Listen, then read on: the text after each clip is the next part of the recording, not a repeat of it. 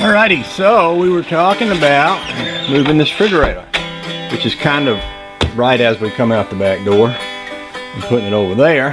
And in order to do that, I would probably need to move some of this stuff that I have back here now.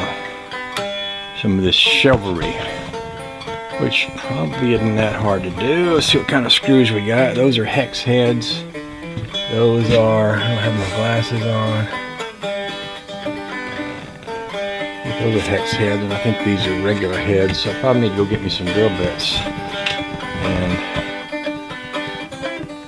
And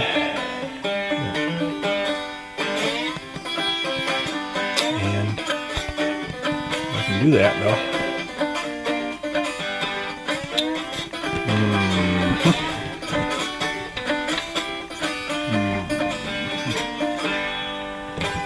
Get my glasses and see what kind of screw head I'm working on.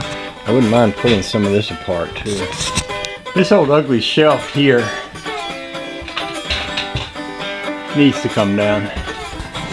So, it's coming down. Woo.